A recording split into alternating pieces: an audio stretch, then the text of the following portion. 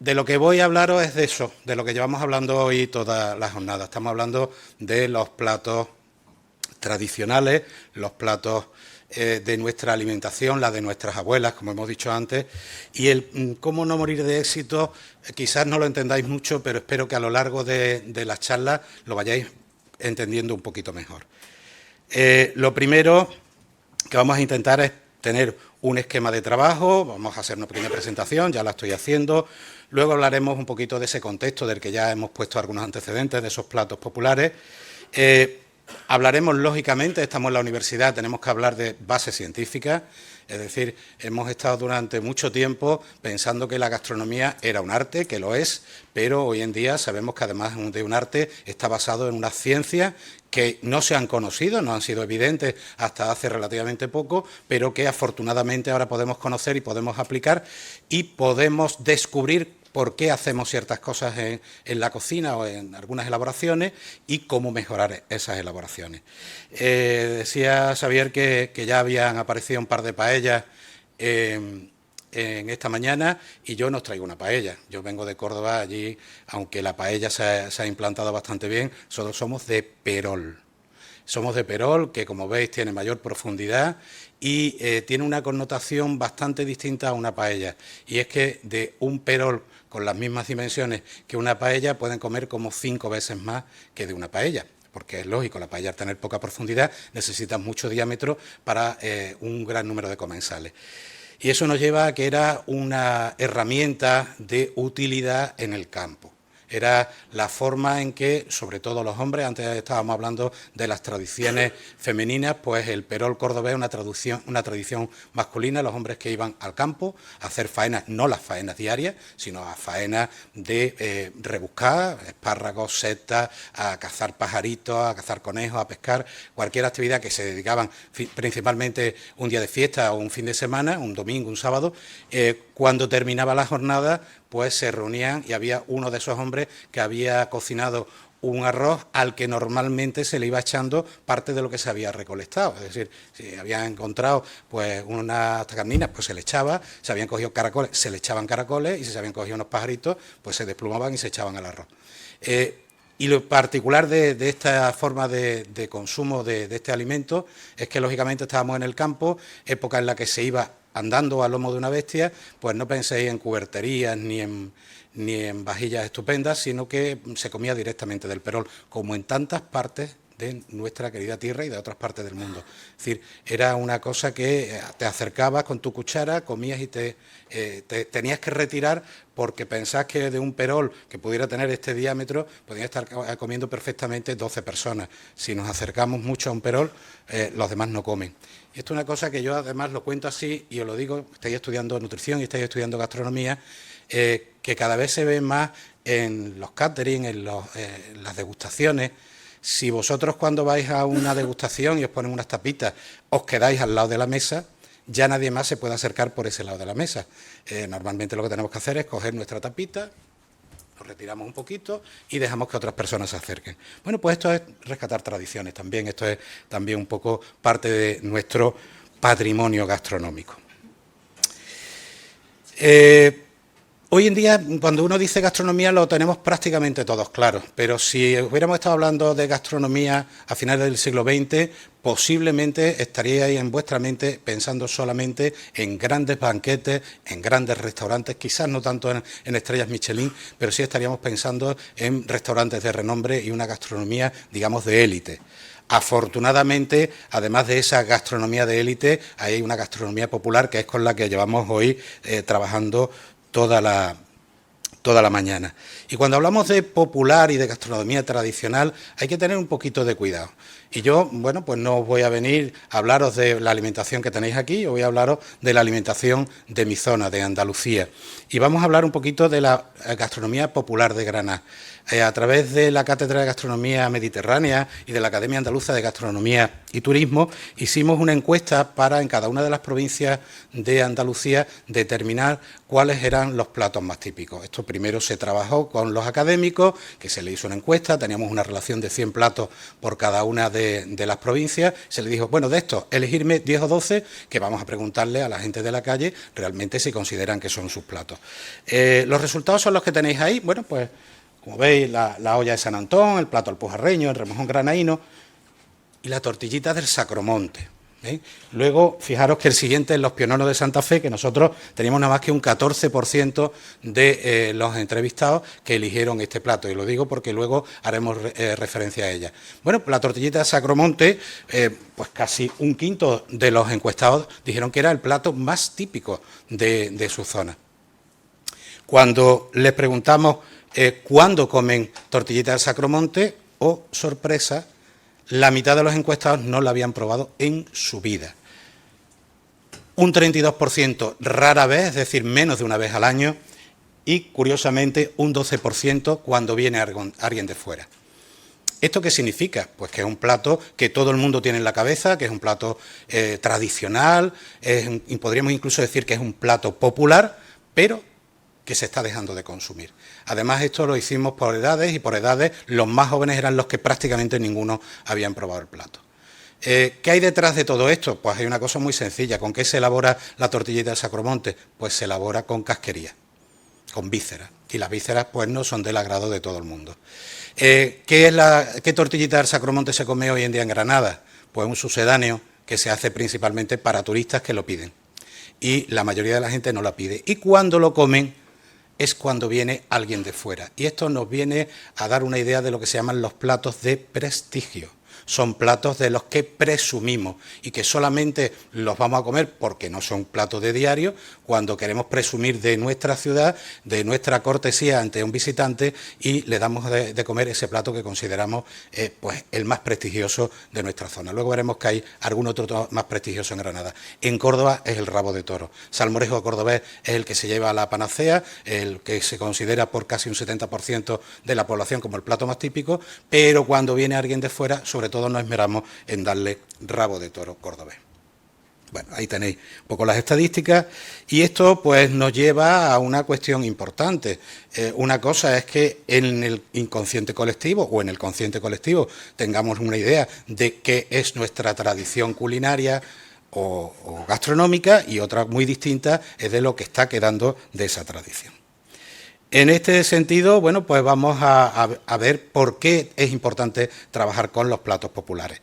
Y desde la Real Academia de Gastronomía ya se ha hecho un esfuerzo para intentar reproducir y plasmar y dejarlo en físico cuáles son esos platos populares. Se le ha pedido a todas las comunidades autónomas que vayan transmitiendo cuál es el plato y manden una imagen para que se haga un sello conmemorativo de cada uno de esos platos populares. La pregunta del millón es: ¿quién ha decidido qué plato representa a cada comunidad? En algunos sitios es bastante obvio, pero en otros no tanto, porque no hay ninguna encuesta ni tenemos ningún dato que nos refleje cuál es realmente el plato más representativo. Al final es un colectivo más o menos formado que ha decidido que esos son los platos más representativos. Y la pregunta que hacía antes, ¿y por qué tenemos que pensar en los platos tradicionales? ¿Qué tienen los platos tradicionales para que merezcan nuestra atención? Y podríamos hablar de algunas cositas. Bueno, ahí lo he puesto para que salga de golpe, vamos a ponerlo para que lo vayáis viendo poco a poco. Por supuesto, están ligados a las tradiciones, están ligados al territorio. Es un elemento fundamental, es una forma de volver a depositar población en las zonas despobladas, porque el plato tiene sentido si lo comemos en el lugar donde procede, porque estamos hablando además de platos que tienen una tradición, en la mayoría de los casos bien documentada, una transmisión oral bastante larga y que son todavía rescatables. Y para los dietistas nutricionistas que estáis por aquí, ¿son saludables los platos tradicionales? Porque la imagen que tenemos la mayoría es que son platos muy energéticos, que engordan y que aportan cosas que son un poco interesantes. Pero, ¿y de dónde sale esa información? ¿Se han analizado esos platos para determinar realmente si tienen esas propiedades nutricionales o no las tienen? Pues desgraciadamente no. Y alguno dirá, bueno, yo es que en mi casa, sí, tú haces el plato en tu casa, pero esa es la representación del plato en otros contextos. Como veis, una auténtica constelación de detalles en los cuales nosotros podríamos fijarnos para que tuviéramos interés en esos platos tradicionales. Y antes Xavier preguntaba, bueno, la alimentación puede ser patrimonio, que es cultura, no lo ha dejado muy claro, Pero yo voy a ir a una cosa mucho más básica, mucho más espartana. ¿Qué dice la Real Academia de la Lengua de que es patrimonio? Y nos dice que es el legado de nuestros padres. ¿La gastronomía tradicional realmente es el legado de nuestros padres? ¿Estáis todos de acuerdo? ¿Hay alguien? ¿Sí o no? Manos arriba los que estén de acuerdo que es el legado de nuestros padres. Manos arriba quien no esté de acuerdo. ¿Y por qué no estáis de acuerdo?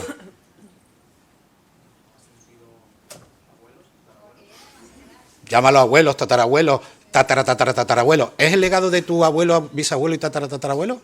Ahí sí. Pues no. Lo hemos dicho antes. Es el legado de nuestra madre, abuela, bisabuela y tatarabuela, es decir, un legado femenino que ha llegado hasta nuestros días a través de esa línea materna. Y antes, cuando decía a esa señora que sentía el peso de la responsabilidad de haber mantenido, pues no es un peso, es un orgullo. Y es una cosa que debemos sentirnos orgullosos. Es como los pendientes de la abuela, que todos queremos, oye, los pendientes de la abuela para mí, el reloj del abuelo para mí. Ese patrimonio que queremos heredar, pues eso tenemos que sentir de los platos. ¿Y quién lo va a heredar? Pues antes los pendientes eran para las niñas, pero hoy los pendientes los podemos poner cualquiera y diríamos casi en cualquier sitio. Por tanto, ¿por qué tenemos que hacer responsables a las mujeres de que se mantenga la tradición? Ellas lo han mantenido durante siglos, ahora es hora de que la rescatemos entre todos. Es un valor de nuestra cultura, eso ya lo ha comentado Xavier, y yo no voy a entrar en detalle, pero por supuesto es un elemento cultural, un elemento que nos diferencia. Recuerdo una vez que estaba yo en un pueblo de Córdoba, en Cabra, en que hicimos una cosita con los mayores de la intergeneracional y yo siempre les decía, traedme algo que elaboréis en casa, algo tradicional del pueblo, para que lo probemos.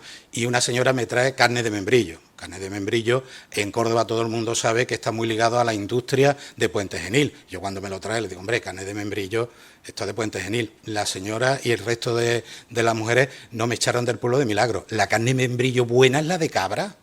¿Cómo va a ser la de Puente Genil? Eso es una cosa para turistas. La buena es la de Cabra. Es decir, es un elemento de nuestro acervo cultural y de nuestra personalidad. Es un elemento diferenciador, por supuesto. Cuando nosotros empezamos a trabajar en todo esto, empezamos a decir, oye, ¿qué platos ponemos? Las lentejas, el cocido, el arroz. Pues que con lentejas, cocido y arroz se comen en todas partes. Tenemos que buscar elementos que sean realmente diferenciables. Si estamos hablando de unas lentejas, de un cocido, de un arroz, que tenga alguna característica peculiar, porque eso es realmente lo que le va a dar luego ese valor diferenciador de cara a otras personas que puedan probarlo.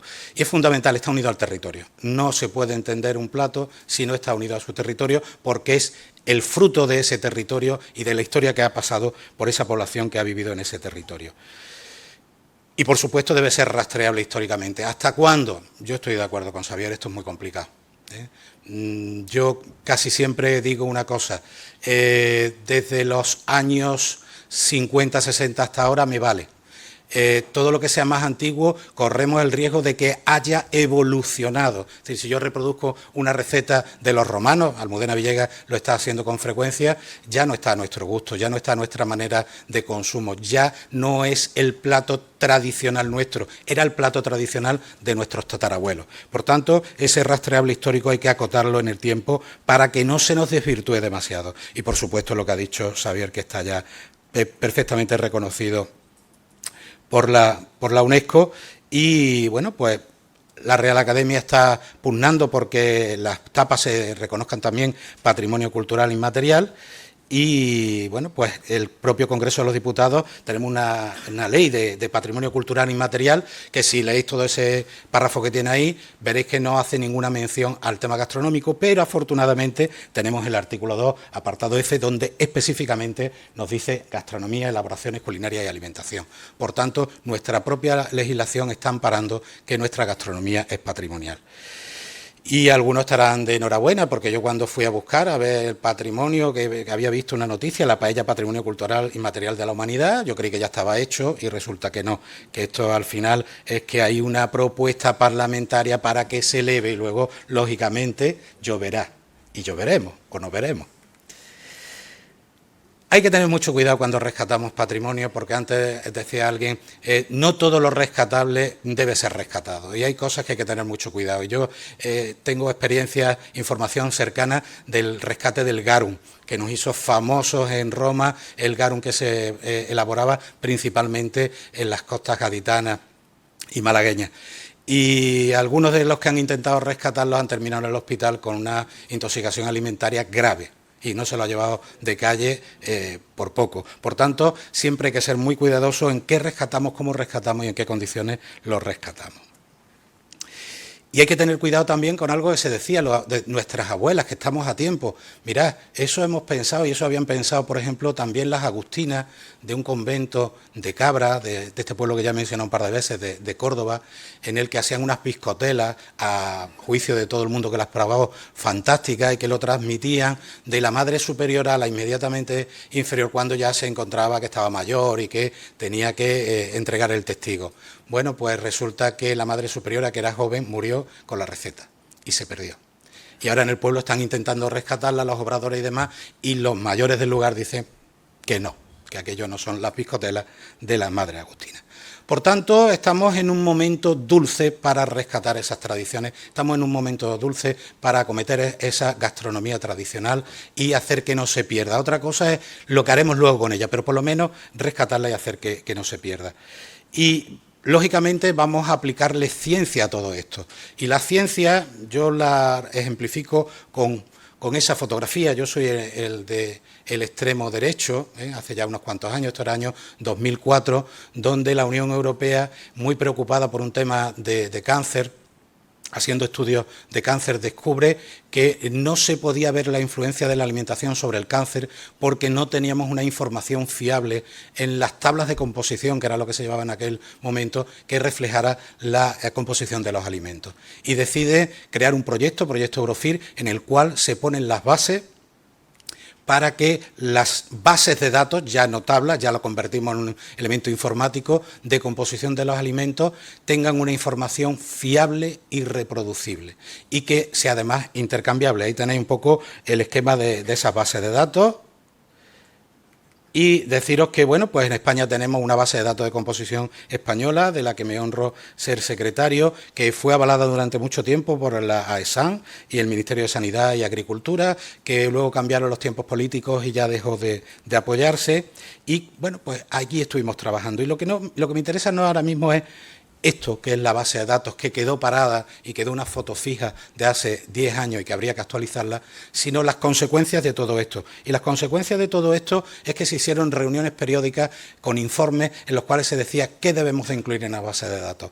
Y en ese sexto informe había un claim muy interesante: platos tradicionales, no podemos perder los platos tradicionales. Se hizo un pequeño borrador de un ejemplo de lo que podía ser esos platos tradicionales y se rescataron 5 en España. Lógicamente estamos hablando a nivel europeo, estamos hablando de un documento de inicio y esto tendría que haberse continuado, se pusieron unos pequeños cimientos, pero la verdad es que no se desarrolló de la manera que esperábamos.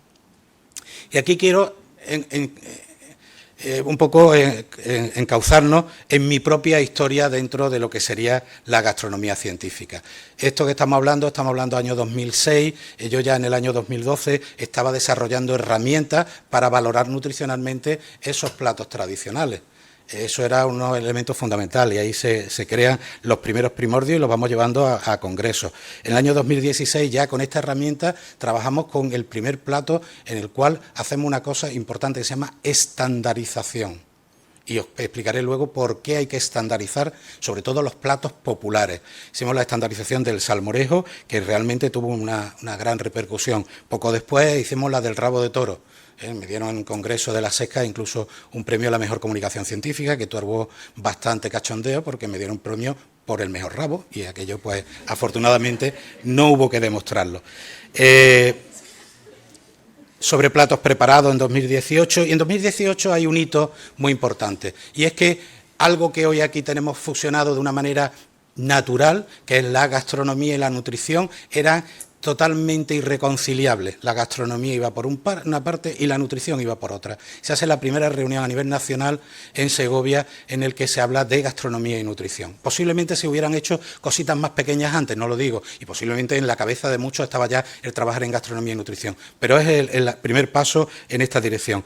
En 2019 hacemos la segunda edición en Granada y ya salen los primeros entregables en los que hablamos de la gastronomía popular en una revista como Nutrición Hospitalaria, algo que también podría ser bastante impensable. Ahí tenéis el esquema de esa revista.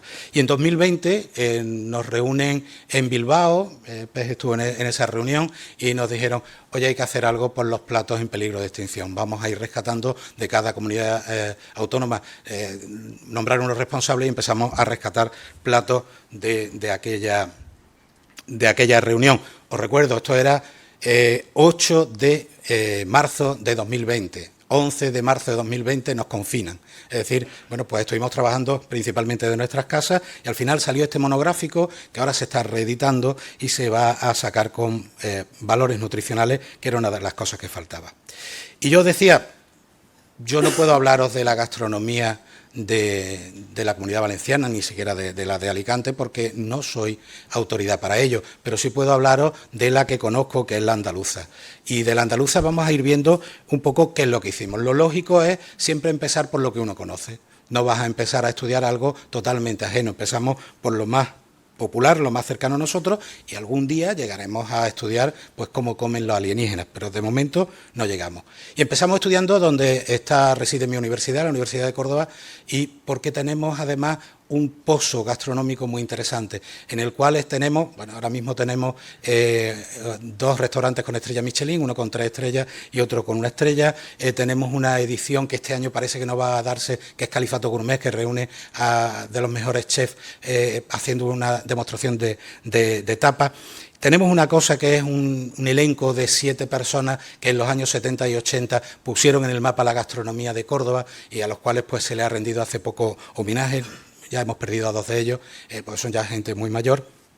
Y tenemos un elemento también muy interesante, y es que tenemos una corriente de blogueros influencers gastronómicos muy potentes, sobre todo una de ellas que es Chari Serrano, que es la que nosotros utilizamos en el mejor sentido de la palabra para empezar con nuestros estudios a nivel de redes sociales.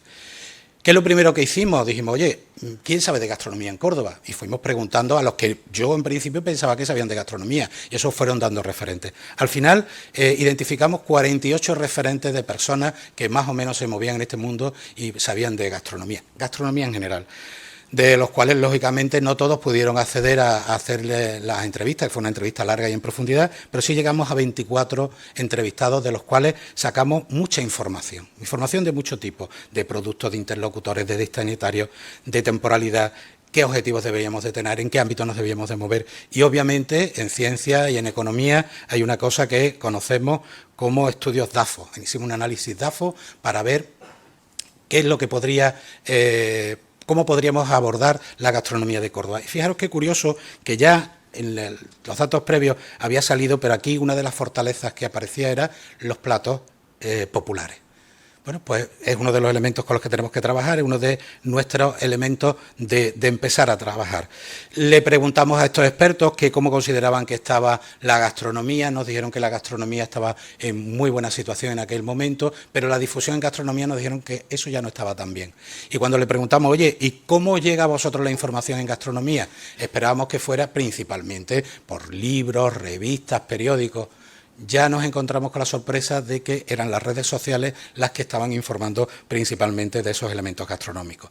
Tomamos nota de todo esto y elaboramos una encuesta que distribuimos de 2 maneras. Una, aprovechando de que las redes sociales eran uno de los vehículos para llegar a la información, pues a través de esas redes sociales, y otra a pie de calle, con alumnos de Ciencia y Tecnología de los Alimentos que hicieron sus trabajos haciéndole la encuesta a las personas que se encontraban.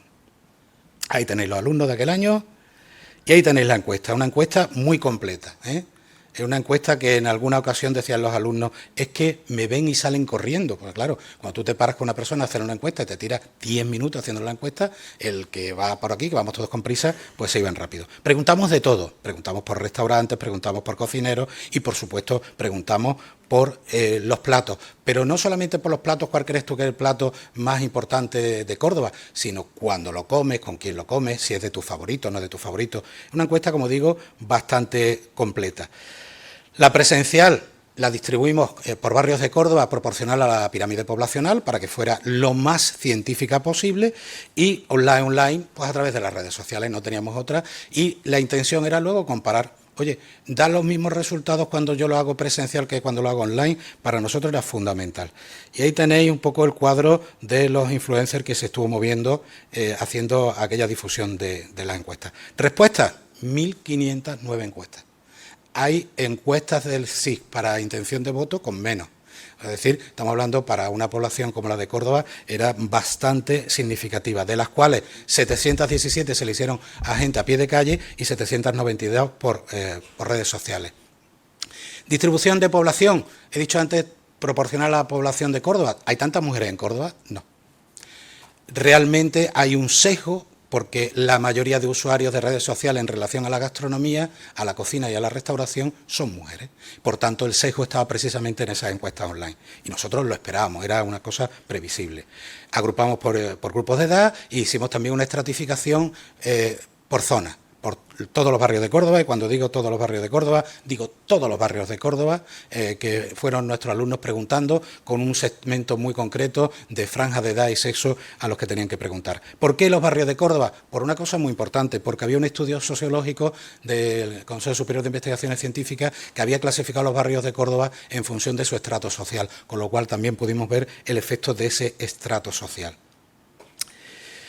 Bueno, muchos resultados, no vamos a pararnos ahora, vamos a hablar solamente cosas que nos interesan, que son de los platos. Lo que sí os digo es que esa encuesta está publicada, está en un artículo científico en el International Journal of Gastronomy of Food Science, y creo que es de las pocas gastronomías del mundo que está en una revista científica impactada, creo que está ahora mismo en un Q2. Es decir, es un gran problema que tenéis los que estáis estudiando gastronomía. Si algún día querréis hacer un máster y posiblemente alguno quiera hacer una tesis doctoral, ¿dónde publicar en gastronomía? Que es uno de nuestros verdaderos caballos de batalla. Bueno, pues ya sabéis que por lo menos hay una revista en la que, con mucho trabajito, pero que al final se consigue publicar. Y al final descubrimos que los platos eran realmente los grandes protagonistas de nuestro estudio y abondamos mucho más en esos platos.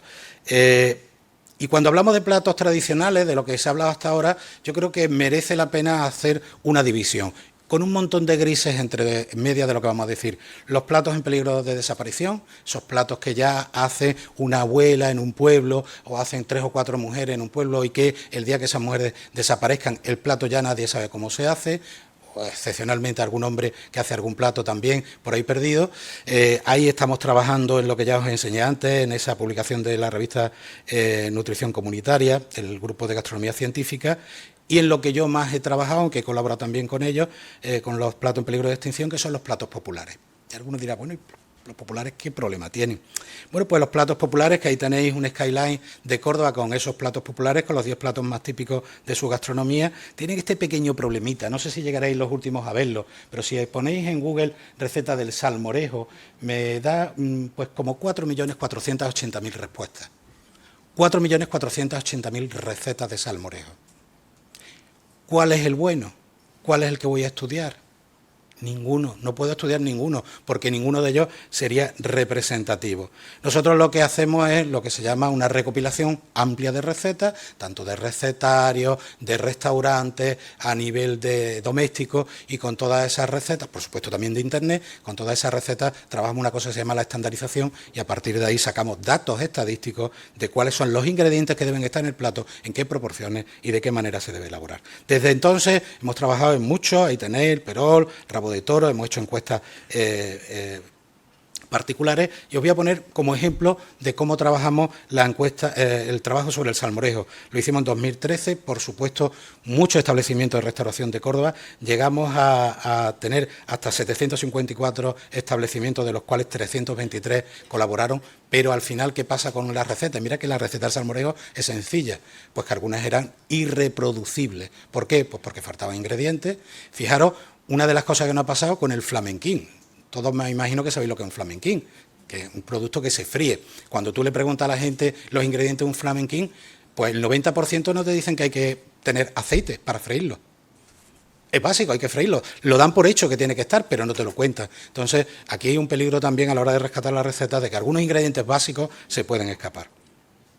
Con todo eso, lo que hicimos es calcular el aporte, en este caso era por 1 kilo de tomate, ahora ya más recientemente lo hacemos por comensal, de cuánto aportan cada uno, y como veis hay mucha variabilidad. Y esto nos dio un pequeño problema, y es que en estadística, ¿cuál es el parámetro que utilizamos para determinar cuál es la característica principal de una población? A través de una muestra. ¿Habéis oído hablar de la media? Pues la media es un mal estadístico de posición. ¿Por qué? Porque se ve muy influenciado por lo que se llaman valores anómalos, erráticos, elevados. Entonces nosotros trabajamos con la mediana, que es el valor central, y nos da muchísima más precisión. ¿Qué conseguimos? Pues una cosita que cuando tú se lo cuentas a los cordobeses, pues como yo lo hago. Todos lo hacen así, pero nadie lo había hecho. Eso es la receta del salmorejo estandarizado, que nosotros además difundimos, publicamos, se lo dimos a la Cofradía Gastronómica del Salmorejo Cordobés. Hay un azulejo en Córdoba que representa esa receta del salmorejo y en el día de hoy está traducido a más de 50 idiomas. Ahí la tenéis, la receta, y algo importante, nutricionistas. Lo valoramos nutricionalmente, ahora ya no me vale. Yo recuerdo que mi abuela decía, niño, no coma mucho salmorejo que engorda. A la vista está que no le hice caso a mi abuela, pero cuando nosotros analizamos realmente cuál era la composición de ese salmorejo, encontramos que por 100 gramos de producto tiene tan solo 117 kilocalorías. ¿Eso es mucho? ¿Es poco? Algunas ensaladitas que os compráis de los hipermercados tienen bastantes más calorías que un salmorejo, bastantes más. ¿Cómo los podemos comparar? Oye, pues vamos a buscar en tabla de composición alimentos que tengan esa misma proporción por 100 gramos de calorías. Pues tenéis ahí pavo cocido, espaguetis cocidos, arroz en blanco, lenguado al vapor. ¿Os suena a platos muy calóricos? La verdad es que no. Pero es que además de eso tenemos fibra.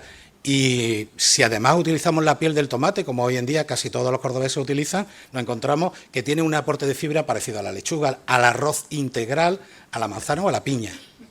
Y aquí hay que decir todas las verdades, en ciencia no se oculta nada.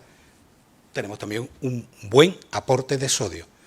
Y sabemos que tenemos una población que está tomando más sal de la cuenta. Por tanto, una de las cosas en las que trabajamos era reducir un poquito más las calorías, llegamos a 87, y reducir también el sodio. Pero esta es la tradicional. Luego empezamos a hacer experimentos. Ahí lo tenéis, quieren llevarlo a patrimonio inmaterial, yo he ido a acompañarlo. Yo estaba hasta en Bruselas, en el Parlamento Europeo, presentando el salmorejo. Xavi, tenemos pocas opciones, ¿verdad? Bueno, yo estoy harto de decírselo, pero ellos son felices llevando su salmorejo por todas partes. Allí tenéis la receta del salmorejo. Ahí está traducido a más de 50 idiomas y distribuido por las principales escuelas de hostelería, tanto de España como las más prestigiosas del mundo. Así es como nosotros consolidamos un plato salmorejo. Y todo, fijaros, por un estudio que hicimos de una encuesta. Salmorejo en la escuela, fundamental. Tenéis los niños de 6, 7 años haciendo su salmorejo, poniéndose salmorejo hasta arriba y comiéndose el salmorejo que han elaborado. Porque uno de los grandes problemas que tenemos con los platos tradicionales es que las generaciones más jóvenes no los consumen. Y la única manera que un niño consuma un plato es que se lo ofrezca y se lo hagas divertido. Porque si no se lo ofreces y se lo haces divertido, si tú lo obligas en casa a comerse el plato, será un plato que odie el resto de su vida. Hemos seguido trabajando, hemos visto que hoy en día hay restaurantes que ofrecen salmorejo prácticamente en toda España. Los sitios que quedan en blanco es que no teníamos datos, no es que no haya salmorejo ahí, pero es que lo hemos hecho también a nivel internacional. Nos hemos encontrado sorpresas de salmorejo, restaurantes que ofrecen salmorejo en cualquier parte del mundo. Yo estaba haciendo un crucero por Grecia y en el menú del crucero iba el salmorejo. O sea, bueno, pues si esto lo retrotraéis hace 20 años era impensable, y no digo que sea mérito mío, ahí la cofradía ha sido la gran difusora de todo esto. Y, lógicamente, en Córdoba. Raro es que tú llegues a un restaurante, una taberna, un bar en Córdoba y pidas salmorejo y no te lo encuentres. Pero es que ahí tenemos recogidos aquellos en el que el salmorejo es uno de los platos, de los 3 platos más demandados. Todo esto, vuelvo a deciros, vuelve a ser trabajo de campo, vuelve a ser trabajo científico. No es que a mí se me ocurre, voy a 3 tabernas y me entero. Ahí tenéis el trabajo publicado. Y la pregunta que todo el mundo me hace, ¿eres un talibán? La afirmación que todo el mundo me hace, ¿eres un talibán? ¿Quieres que haya un solo salmorejo? No. Yo quiero que haya muchos salmorejos, pero quiero que todo el mundo reconozca que es un salmorejo cordobés y luego el salmorejo de mi abuela o el salmorejo que hago en mi casa o el que le hace en el bar de Rafalete que me encanta, pero que no es salmorejo cordobés. ¿Y por qué os digo esto? Pues, ¿por qué tenemos que estandarizar? Si yo os enseño eso, ¿qué es? Es un cuadro de Sorolla. ¿Qué representa? Si os pongo esto, lo mismo alguien ya empieza a identificarlo. Es la fuente de la mezquita. Pero ¿esa es la imagen que tenéis vosotros en vuestra cabeza de la mezquita? ¿Mezquita de Córdoba? No, la que vosotros tenéis en vuestra cabeza es esa. Pues eso es precisamente lo que queremos. Que el que no conoce el producto tenga una imagen fiel de lo que es el producto. Y luego que Sorolla haga los cuadros que quisiera, el pobre, los cuadros que quisiera, o que un pintor abstracto haga un cuadro de la mezquita y va a ser tan válido como cualquier otro. Pero la mezquita es la mezquita y la imagen que tenemos que transmitir es la misma. Por tanto, es importante que esos platos populares los estandaricemos, los rescatemos, los pongamos en un valor nutricional, porque la siguiente parte, nosotros estuvimos con el consejero Aguirre, cuando era consejero de Sanidad, para decirle, mire usted, estos son los valores nutricionales, ¿por qué no hay salmorejo en los hospitales? Antes decía, los hospitales se come, sí, ¿por qué no hay salmorejo en los hospitales? Si es un plato que se le está dando, tenemos a Escribano que se lo está recomendando a los futbolistas, ¿por qué no se lo vamos a dar a la gente del hospital? Oye, que yo te hago un salmorejo con menos sal, que no hay problema, que eso está ya conseguido. ¿Pero por qué no? Porque es muy importante que nuestros recetarios y cuando nosotros pongamos la alimentación de nuestros pacientes, también esté en nuestros platos tradicionales y no sea todo pollo plancha y arroz en blanco. Y ahora ya yendo bastante rápido, porque creo que me habré comido bastante tiempo, os voy a hablar del estudio andaluz, de lo que hicimos allí. Y ahí tenéis los platos más típicos de cada una de las provincias. Alguno habrá visto que hace poco se ha publicado esto de la revista Viajar, en la que dice que cuáles son los platos más típicos de cada provincia de toda España. ¿Os identificáis? ¿La olla de la viuda? La paella valenciana, sí, ahí yo creo que han acertado. Bueno, pues lo mismo, yo le he mandado un correo para preguntarle, oye, ¿esto cómo? No, hemos preguntado, nuestros expertos... No, mira, perdona, esto se hace con 1.500 encuestas que hicimos nosotros también a nivel de toda Andalucía para preguntarle a la gente de la calle cuáles consideraban que eran sus platos más típicos. Y a partir de ahí, pues encontramos cosas como estas, que en Almería pues tenéis las migas de harina, el trigo, el calamar en aceite, pero no solamente le preguntamos por el plato, preguntamos todo aquello. Por ejemplo, el ejemplo de las migas de harina, que es el plato más reconocido, pues que un 60% lo están consumiendo mensualmente, 20% alguna vez al año, que se toma en casa, que se toma o durante todo el año o una época determinada. Es decir, la gastronomía no es solo una receta. La gastronomía es identificar cuándo, cómo, con quién se comen los platos. Y esto es un primer paso, luego tendremos que avanzar mucho más. Ya en los demás no me voy a parar tanto, los platos populares de Cádiz, la tortillita de camarones salió ahí por goleada. Fijaros las patatas con choco, que también tenía bastante predicamento. Aquí tenéis los de Córdoba, como no el salmorejo, ya os he hablado mucho de salmorejo, no os voy a contar mucho más. Estamos trabajando con el perol cordobés, lo que os contaba al principio, esa costumbre que todavía se mantiene y que se está perdiendo porque la gente joven ya no va de perol, va de otras cosas, va de picnic, va al campo, pero no va a ser un arroz, no va a ser unas migas. Estamos también intentando rescatarlo y es un trabajo que hicimos con la Escuela de Arte y Oficios, las de fotografía y vídeo, que fueron a filmar a los de cocina, a los de la Escuela de Cocina, cómo elaboraban sus platos. Esto me está diciendo que debería de callarme ya pronto, así que voy a aligerar. De Granada, ya os lo hemos contado antes, fijaros que ahí en el estudio de Viajar decía que era el pionono. El pionono a nosotros salía el quinto. Es decir, bueno, pues ya está puesto allí lo de la tortilla de Sacromonte que ya os conté. Y fijaros que el pionono, ¿por qué pudo salir en la encuesta de viajar como de los más típicos? Pues porque es otro de los platos a presumir. Cuando alguien va a Granada, te prepara la cajita de piononos para que te lo lleve a tu casa o te da pionono. Es decir, un 18% de los granadinos comen piononos cuando viene gente de fuera. Por tanto, eso nos puede dar una idea de por qué se considera y por qué la revista Viajar utiliza los piononos. Seguimos avanzando ya. Platos populares de Huelva, sale la gamba blanca, y no sé si vosotros sabéis cuál es el gentilicio de los de Huelva, que no es onubense, son choqueros, porque son muy aficionados a consumir choco. ¿Y dónde está aquí los chocos? Pues mira, habas con choco, patatas con choco y albóndigas con choco. Si yo uno de esos tres platos, el 49% de los onubenses identifican que algún plato con choco es lo típico de su zona. En Málaga, por supuesto, el espeto, que también lo quieren hacer patrimonio inmaterial de la humanidad. Aquí todo el mundo quiere que su plato sea patrimonio inmaterial de la humanidad. Y en Sevilla, que estábamos esperando que todo el mundo dijera gazpacho, pescaditos fritos. Pues no, señores, han salido las espinacas con garbanzos. Y en segundo término, los caracoles. Y cuando le preguntamos a los sevillanos, oye, que esto, que sí, que es que en muchas casas es un plato que se hace y que luego vas a muchos bares y te lo ponen como tapita. Bueno, pues bienvenido sea.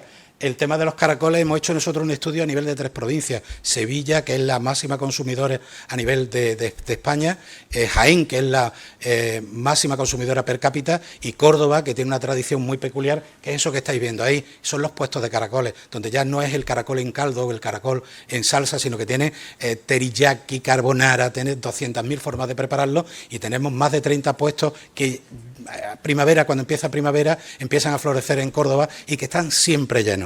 Con lo cual, bueno, pues hemos hecho también un pequeño trabajo, colaboramos en un corto sobre el caracol y su entorno, que estuvo a punto de ganar un premio en los premios del Festival de Cine de Málaga.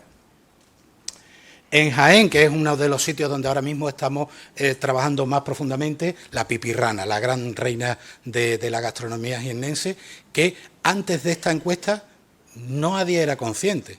Cuando nosotros hicimos la encuesta y empezamos a difundirlo entre las peñas gastronómicas y demás, decía, coño, es verdad, tan es verdad como que... Bueno, os cuento un pequeño detalle de la pipirrana que es muy interesante. Antes decíamos, la gastronomía está viva, los platos tradicionales están vivos. La pipirrana, como el salmorejo, como muchos gazpachos, un elemento fundamental era el vinagre de vino. Y sin embargo, cuando nosotros hacemos la estandarización, eso que estáis viendo ahí es como trabajamos la estandarización, ahí vamos obteniendo y al final vemos qué ingredientes son los que entran y cuáles son los que no entran. Y fijaros que el vinagre no entra en lo que las recetas que nos han transmitido la gente de Jaén. Solo en un 24% de las recetas encontrábamos el vinagre. En Córdoba pasó igual con el salmorejo, cuando le decíamos a Almudena Villegas, oye, Almudena, que ha salido el salmorejo sin vinagre. Eso es imposible, pero tú es que vas ahora a los restaurantes y en muchas casas de Córdoba y ya no le echan vinagre. El plato tradicional ha mutado, ha evolucionado y se ha ido a una forma en que hoy entendemos que está más al gusto que tenemos. Bueno, lo que os decía. Preguntamos todo eso de la pipirrana, hicimos una encuesta específica de la pipirrana, con quién come la pipirrana, dónde te la come, en qué época del año, en qué tipo de plato, te lo tomas directamente en el hornillo o lo sacas en un plato, lo acompañas con pan o palillo, el origen de la receta, el momento del día, el recipiente, todo. ¿Qué bebida es la que tomas? Es decir, al final hay que documentar estos platos no con unas simples recetitas o con una reseña histórica, sino que tenemos que documentarle en su contexto cultural y en su contexto social, que realmente es lo interesante y lo que a la UNESCO le interesa, no la receta en sí, sino todo este tipo de contextos. Mira, esto estuvimos hace muy poquito, este verano, el Día Mundial de la Pipirrana. Son ya tan conscientes en Jaén de que la pipirrana es su plato más emblemático que han hecho un día de la pipirrana y está ya en el calendario. Cuando vas al calendario de efemérides gastronómicas te lo encuentras el día de la pipirrana. Esto es hacer patria de un plato. Y es que además se hizo una degustación masiva, se trajo un montón de gente, se trajeron todas las variedades de pipirrana que hay en la provincia, porque en cada pueblo se hace de una manera distinta, aunque tenemos nuestras recetas estandarizadas. Y ya para terminar, pues simplemente que seguimos trabajando. Ya el trabajo global está hecho, ahora vamos aterrizando. Y vamos aterrizando en cada uno de los platos populares que hemos ido indagando. Ahí tenéis algunos de los de Jaén. Y ahí tenéis pues el trabajo que estamos realizando, donde no solamente rescatamos la receta, la manera de elaborarlo, sino que tenemos nuestro estudio estadístico de lo que es significativo y no es significativo, de los factores que pueden influir a la hora de su consumo, y su valoración nutricional. Valoración nutricional que además la hacemos para diferentes grupos de edad, para ver a qué grupo de edad se le puede acondicionar mejor o en qué grupo de edad habría que tener algún tipo de consideración. Igual que hemos hecho con los andrajos, ahí tenéis la espinaca espárraga. Y, como decía, no hemos llegado todavía a los extraterrestres, pero estamos cerca. Ya estamos haciendo un trabajo ahora mismo en ese puntito de México que se llama Colima. Colima es parte de ese gran conjunto de la gastronomía mexicana, en la que estamos trabajando en las diferentes comarcas y viendo cuáles son sus platos típicos. Ahí los tenéis puestos en orden de los que más son o menos reconocidos, y de nuevo estamos en una disyuntiva, y es que el primero que aparece allí, la cuchala, es el que aparece en los libros referenciado como el plato típico de Colima. Fijaros que ya el 74% de los habitantes de esa zona no han probado en su vida ese plato. Y sin embargo, están teniendo una gran popularidad, pues los sopitos y el pozole, que es de los que estamos ahora mismo trabajando en mayor profundidad. Repito, nosotros trabajamos en platos populares. Habrá alguien que se tendrá que encargar que la semilla de parota, la pepena y la cuachala pues se rescaten y se pongan en valor. Y por supuesto, hay que reconocer el mérito. Yo he dicho que no venía a hablar de platos tradicionales de Almería porque esto ya se ha hecho aquí, y esto ya tenéis una recopilación de esos 34 platos en 34 comarcas, con la colaboración de dietistas nutricionistas, que es al final la manera más inteligente de que esos platos sigan vivos. Porque si yo voy a mi médico, a mi dietista, para que me recomiende para perder peso, y me dice que tengo que tomar chucrut, pues muy bien, o que tengo que tomar miso, pues muy bien, pero si me dice que me tengo que tomar un plato de aquí de mi zona, que lo conozco y sé cómo elaborarlo y sé a qué sabe, pues estoy consolidando ese plato en mi alimentación y en mi dieta. Enhorabuena por mi parte, y no me queda más que despedirme, daros las gracias, daros la referencia de la cátedra que dirijo, que la tenemos en las redes y está últimamente bastante efervesciente, y que, aunque me veáis de chaqueta, yo soy de los que me arrimo al fogón, así que ahí me vais a tener.